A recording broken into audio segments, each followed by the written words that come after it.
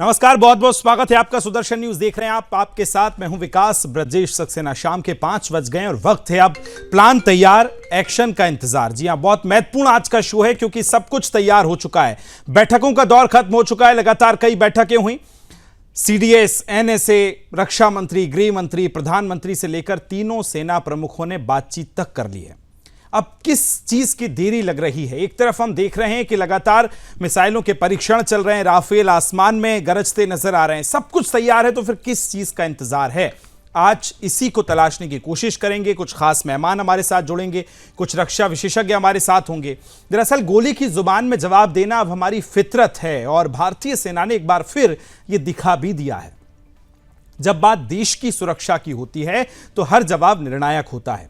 दक्षिण कश्मीर के अनंतनाग में चित्तरगुल सशंस इलाके में भारतीय सेना आतंक के खिलाफ जमीन पर उतर चुकी है। खुफिया इनपुट यह भी मिला है कि इलाके में आतंकी मौजूद हैं। फिर बस क्या था, सेना ने चारों तरफ से घेराबंदी की और तलाशी अभियान शुरू किया। उधर उत्तर प्रदेश के शाहजहांपुर में भारतीय वायुसेना ने गंगा एक्सप्रेसवे को युद्धकालीन रनवे में तब्दील कर दिया है। फाइटर जेट्स ने ना सिर्फ टेक ऑफ किया है बल्कि दुश्मन को चेतावनी भी दी है कि हवा भी हमारी है और जमीन भी, और तो और पानी भी हमारा है। लेकिन पाकिस्तान अपनी हरकतों से बाज आने को तैयार नहीं है, जो कि उसकी आदत है।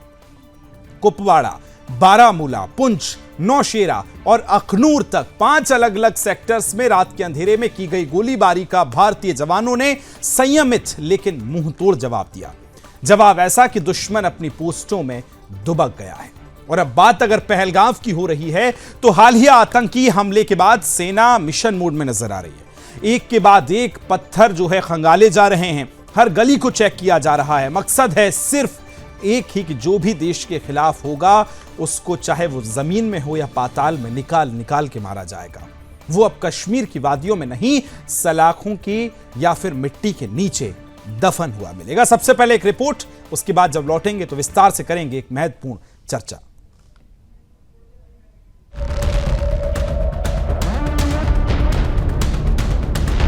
आज पाकिस्तान को भारत की ओर से एक स्पष्ट संदेश दिया गया। जो छांव पाकिस्तान ने आतंकवादियों के लिए बनाई थी, अब वह खुद उसे निगलने वाली है।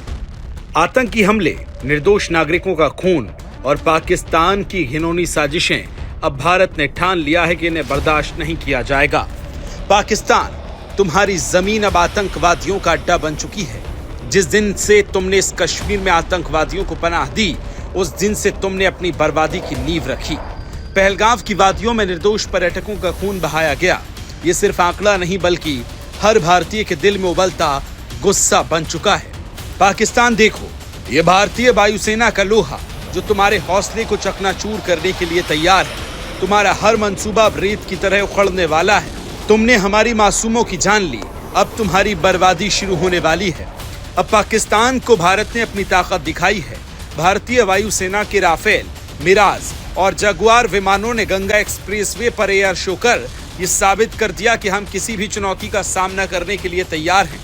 शाहजहांपुर में एयर पट्टी तैयार है, जहां दिन और रात में हमारी वायुसेना के लड़ाकू विमान उतर सकते हैं। अब भारत की तरफ से जवाब केवल शब्दों में नहीं, मिसाइलों के बम धमाकों से दिया जाएगा। सीमा पार बैठे हर आतंकवादी, हर षड्यंत्रकारी, हर पाकिस्तानी संगठन जो भारत के खिलाफ नफरत का बीज बोता है, उन्हें भारत अब अपना रौद्र रूप दिखाएगा। बता दें कि दुनिया का सबसे शक्तिशाली देश अमेरिका भी अब भारत के साथ खड़ा है। अमेरिका के उपराष्ट्रपति जेडी वेंस ने साफ कह दिया है कि उम्मीद हम करते हैं कि पाकिस्तान अगर पहलगाम आतंकी हमले के लिए जिम्मेदार है तो भारत के साथ सहयोग करें, ताकि उनके क्षेत्र में सक्रिय आतंकवादियों को पकड़ा जा सके और निपटाया जा सके। हमें उम्मीद है कि भारत इस आतंकी हमले का जवाब ऐसा देगा जिसका व्यापक क्षेत्रीय संघर्ष ना हो। वेंस ने इस हमले पर अपनी पहली सार्वजनिक प्रतिक्रिया एक इंटरव्यू में दी है। इससे साफ है कि अब वो भी भारत के साथ खड़े हैं। भारत ने अपनी शक्ति और संकल्प को एक बार फिर से साबित किया है। भारतीय सेना, वायुसेना और हमारे लोग अब एकजुट हो चुके हैं। अगर आतंकवाद के खिलाफ मजबूत जवाब देने के लिए गंगा एक्सप्रेसवे पर भारतीय वायुसेना का ये एयर शो इसका प्रतीक है, जहां राफेल, मिराज और जगुआर विमानों ने अपनी ताकत दिखाई। ये दिखाता है कि भारत किसी भी आतंकवादी गतिविधि का मुकाबला करने के लिए पूरी तरह से तैयार है। भारत की शक्ति उसके निश्चय और एकजुटता का स्पष्ट संकेत है। Bureau report, Sudarshan news.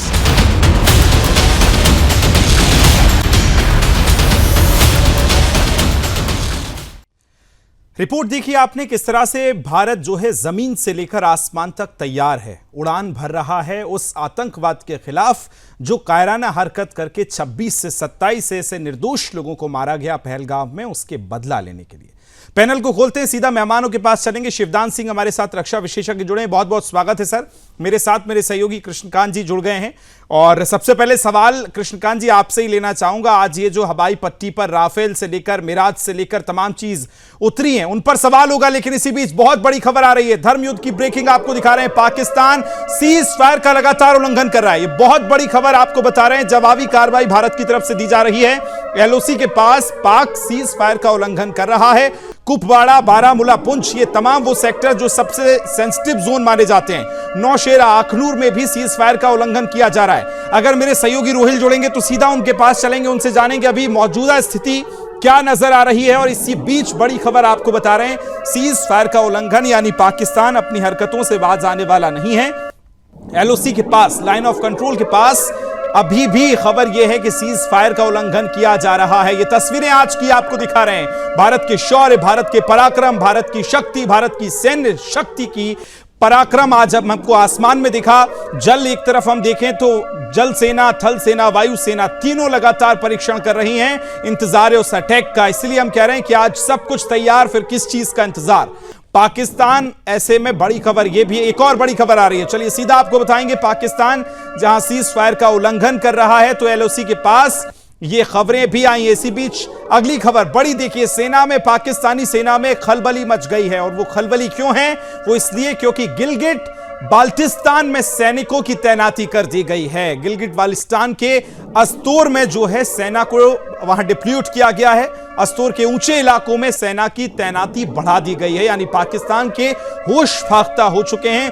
1.5 lakh से ज्यादा बुजुर्ग सैनिकों को लगाया गया है पाकिस्तान में, जो रिटायर्ड हो चुके हैं, जो फुके हुए कारतूस है, उनको फिर आजमाने के लिए पाकिस्तान लड़ाई लड़ना चाहता है। और जो मुनीर, जिसको इस समय मीडिया के सामने होना चाहिए, पाकिस्तानी आवाम की प्रतिनिधित्व करना चाहिए, वो इस समय अंडरग्राउंड हो चुका है। ये बड़ी खबर आपको बता रहे हैं, जहां सेना जो है हमले का खौफ नजर आ रहा है। एक और बड़ी खबर, पीओके पर कभी भी भारतीय हमले का खौफ नजर आ रहा है पाकिस्तान को। लोगों को रसद जमा करने के निर्देश, यानी जब इमरजेंसी लागू की जाती है, युद्ध जैसी स्थितियां बनती है, तब इस तरह के फैसले लिए जाते हैं। हमने आज देखा कि आज सुबह से पाकिस्तान में सायरन लगा दिए गए, जो कि जब युद्ध में सायरन बजते हैं यानी रेड अलर्ट होता है। और उसके बाद अब रसद यानी सामान जो है खाने पीने का, वो इकट्ठा किया जा रहा है। और वो रसद जो सेना लेकर बॉर्डर पर पहुंच रही है, उस लिहाज से भी पाकिस्तान अब देखिए अलर्ट नजर आ रहा है। लेकिन लोगों को रसद जमा करने के निर्देश दिखाते हैं कि पाकिस्तान में किस तरह का खौफ, डर का माहौल, मंजर नजर आ रहा है। ये बहुत बड़ी खबरें,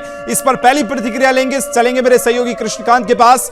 कृष्णकांत जी, आज एक तरफ हम देख रहे हैं भारत अपना शौर्य आसमान से जमीन तक दिखा रहा है, दूसरी तरफ ये खबरें पाकिस्तान से आना कि वहां सेना को डिप्यूट किया जा रहा है, सायरन लगाए जा रहे हैं, यानी पाकिस्तान में डर है। आज का क्या कुछ अपडेट आपके पास? और ये जो सैन्य परीक्षण किया गया है, जो राफेल से लेकर मिराज की हम बात कर लें, तमाम जो हमारे उपकरण हैं उनको लेकर क्या नजर आता है आज के इस भारत के एक्शन पर और पाकिस्तान के रिएक्शन पर? कृष्णकांत।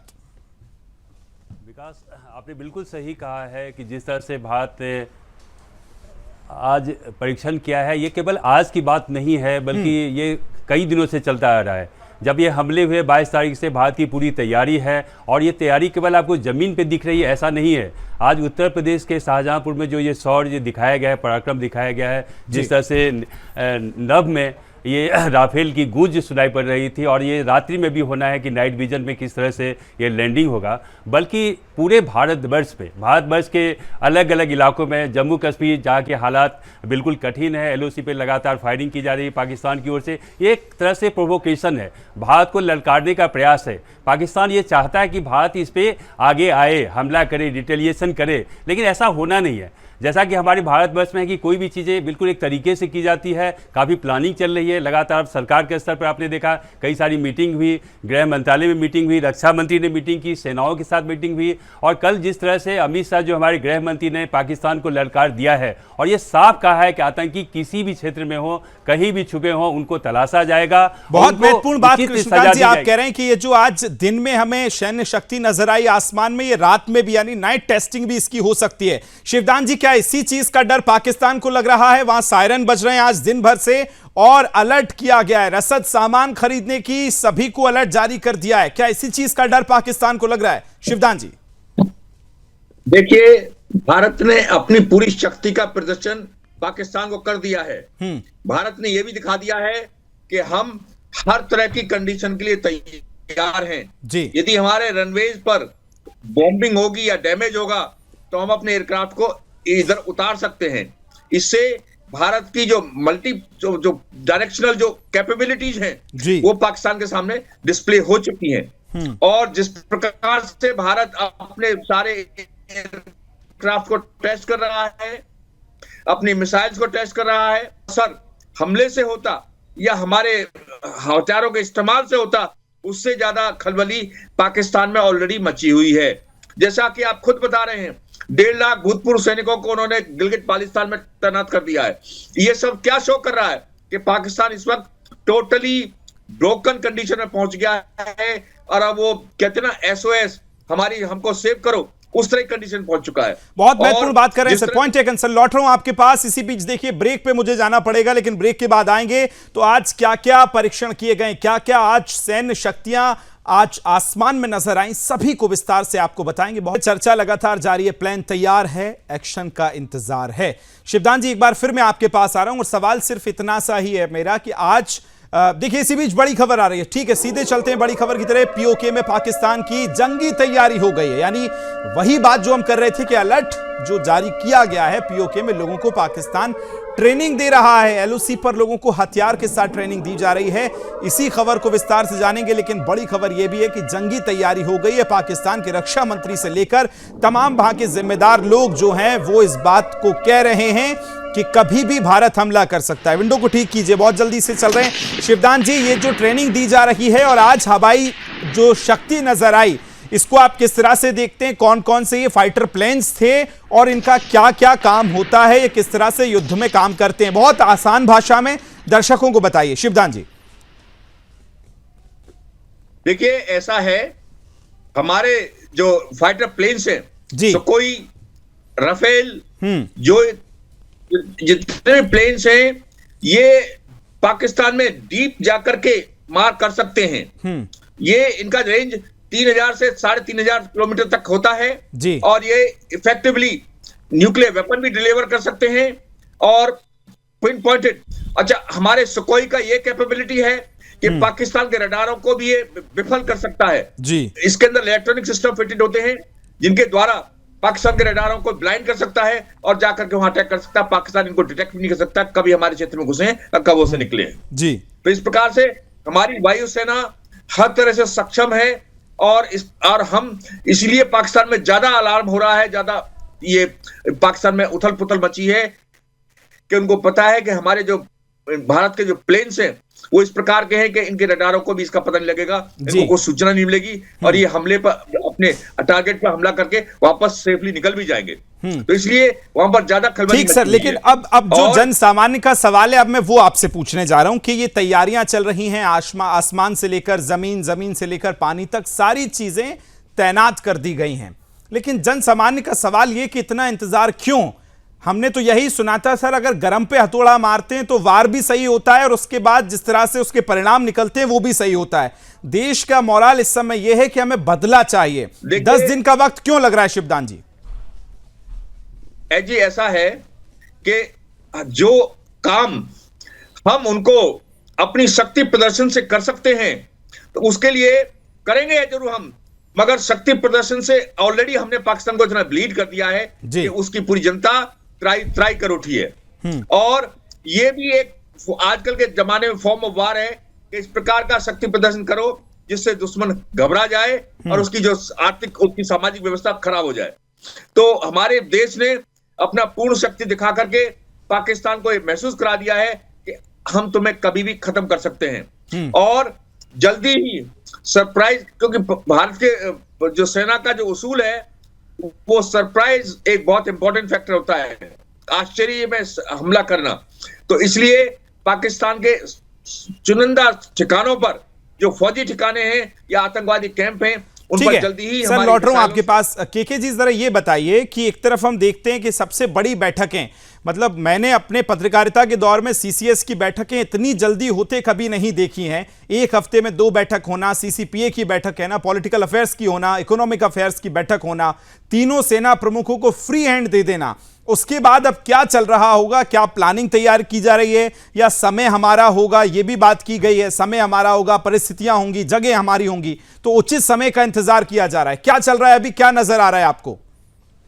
सिद्धांत जी ने बिल्कुल सही कहा है कि जो दुश्मन है उसको चौंकाने का काम करना चाहिए, उसको आश्चर्यचकित करना होता है, सरप्राइज देने का होता है। जी। भारत, मुझे लगता है कि भारत ने हर क्षेत्र में और हर जगह पर उसने तैयारी पूरी कर ली है। जो दिशा निर्देश देने चाहिए उन्होंने दे चुके हैं, भारतीय सरकार ने सेनाओं को दे चुकी है। और मुझे लगता है वो समय कब चुना जाना है ये भी बिल्कुल एक तरह से छुपा के रखा गया है। और आप देखोगे कि बहुत जल्द भारत इस पर एक्शन लेगी। जैसा कि अरब सागर में भारत की पूरी तैयारी की गई है, सूरत में भी आईएनएस को तैनात किया गया है। एलओसी पे जिस तरह से प्रोवोकेशन है, फायरिंग चल रही है कुछ खास सेक्टर में, खासकर अखनूर सेक्टर में, नौशेरा सेक्टर में चल रहे हैं, उसको जवाबी कार्रवाई दी जा रही है, कवर फायरिंग दी जा रही है। आप जो जिस बात कर रहे हैं, अरेबियन सी की जो बात कर रहे हैं, कराची के पोर्ट वाला पूरा इलाका, डी लाइन जिसको बोलते हैं, डी रेल वाली लाइन, शिवदान जी क्या पाकिस्तान समझ गया है कि एक तरफ बलूचिस्तान, अफगानिस्तान और पाकिस्तान के बीच जो डी लाइन है उसको लेकर एक तरफ वो घिरा हुआ है, उसके बाद फिर अरेबियन सी में आ जाइए तो आईएनएस विक्रांत मौजूद है,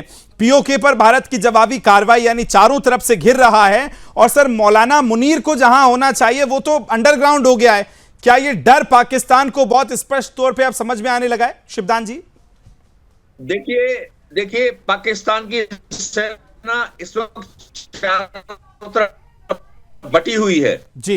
बलूचिस्तान के फ्रंट को नहीं छोड़ सकती वो, जिस दिन उधर खैबर पख्तूनख्वा में उसकी सेना डिप्लॉयड है और उनको चारों तरफ से, और इधर इवन पीओके में काफी डिस्टर्बेंस है। पीओके की जनता भी उनसे अलग होकर के कश्मीर में विलय होना चाहती है जी। इसलिए इस वक्त वो केवल एक फ्रंट नहीं है पाकिस्तानी सेना के लिए कि वो इंडिया के खिलाफ खड़ा हो जाए। इसलिए पाकिस्तानी सेना ज्यादा घबराई हुई है, इसलिए उसने अपने रिजर्विस्ट को कॉल किया है, क्योंकि इस वक्त उसके पास पर्याप्त ना सैनिक है ना लड़ने की सामग्री है, क्योंकि उसका इतनी इकोनॉमी खराब है कि वो उसके पास अपने सैनिकों को भी देने के लिए हथियार गोला बारूद नहीं है। क्योंकि बलूचिस्तान में जिस तरह से बलूचिस्तान आर्मी जो वहां पर लिबरेशन आर्मी जो, बेशक सर बिल्कुल आप सही कह रहे हैं, चर्चा लंबी चलती है लेकिन फिलहाल अपनी मजबूरियां हैं, वक्त की पाबंदियां हैं। शिवदान जी बहुत बहुत धन्यवाद तमाम जानकारी साझा करने के लिए। इस चर्चा को हम और आगे बढ़ाते। कृष्णकांत जी आपका भी बहुत बहुत धन्यवाद मेरे साथ चर्चा में जुड़ने के लिए।